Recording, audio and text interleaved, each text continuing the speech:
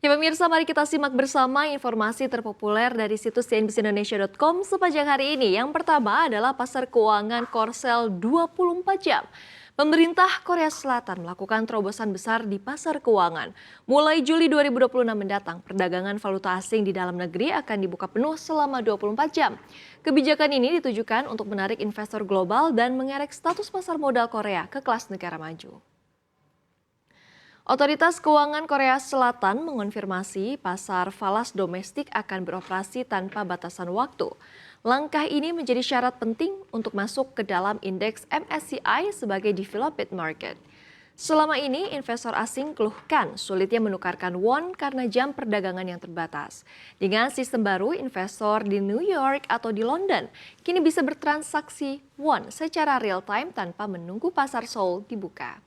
Keputusan ini juga mengubah peta persaingan global pasar falas. Korea Selatan akan bergabung dengan negara-negara pasar bebas seperti Amerika Serikat dan juga Australia yang menyediakan likuiditas 24 jam. Sementara itu China dan Rusia masih masuk ke kelompok jam perdagangan diperpanjang dan sebagian besar negara Asia serta Eropa masih bertahan dengan jam standar. Langkah Korea Selatan menjadi tekanan baru bagi negara emerging market lainnya.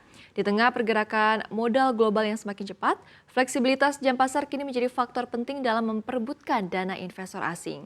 Kompetisi global kini tak lagi hanya soal suku bunga, namun juga soal siapa yang paling siap melayani investor sepanjang waktu.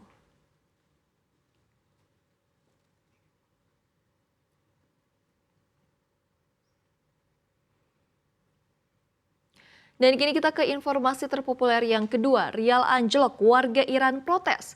Iran tengah dilanda gejolak besar di tengah tekanan ekonomi yang kian berat. Anjloknya nilai tukar rial dan tingginya inflasi memicu gelombang protes anti pemerintah di sejumlah wilayah, disertai bentrokan dan juga pengetatan keamanan oleh otoritas.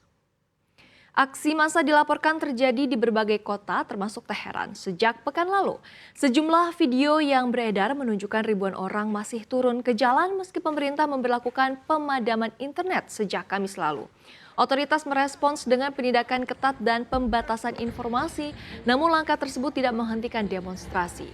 Dari Washington, Presiden Amerika Serikat Donald Trump menyatakan dukungan terhadap para demonstran dan memperingatkan Teheran agar tidak meningkatkan kekerasan. Gelombang protes ini dipicu oleh tekanan ekonomi yang memperburuk. Nilai tukar rial Iran terpuruk tajam, sempat menyentuh level terendah sepanjang sejarah di pasar terbuka pada akhir Desember lalu. Pelemahan mata uang memicu lonjakan harga kebutuhan pokok. Inflasi tahunan dilaporkan menembus 40%, menggerus daya beli dan memaksa warga berbondong-bondong menyelamatkan tabungan ke dolar dan juga emas.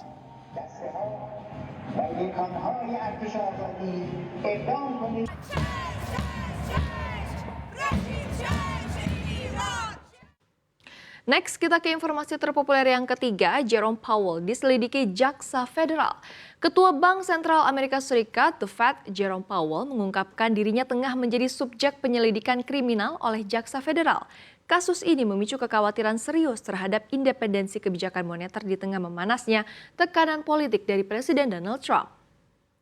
Dalam pernyataan video yang diunggah melalui akun resmi The Fed, Powell menyebut penyelidikan itu terkait proyek renovasi kantor pusat The Fed di Washington DC senilai 2,5 miliar dolar Amerika Serikat serta kesaksiannya di hadapan Kongres.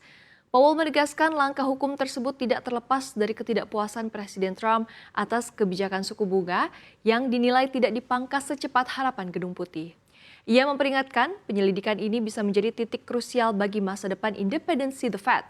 Apakah kebijakan moneter masih ditentukan berdasarkan data ekonomi atau justru tekanan politik? Pasar keuangan bereaksi negatif dengan kontrak berjangka saham Amerika Serikat melemah setelah pernyataan Powell dipublikasikan.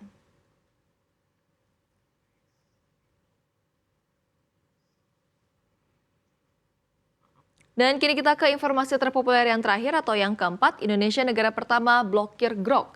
Indonesia menjadi negara pertama di dunia yang memblokir sementara chatbot AI Grok milik Elon Musk. Keputusan ini diambil setelah Grok kedapatan menghasilkan gambar asusila dari permintaan pengguna di platform X. Keputusan pemerintah Indonesia ini menjadi sorotan media internasional. France 24 melaporkan Indonesia adalah negara pertama yang menutup akses Grok, sementara di negara lain chatbot tersebut hanya dibatasi untuk pengguna berbayar.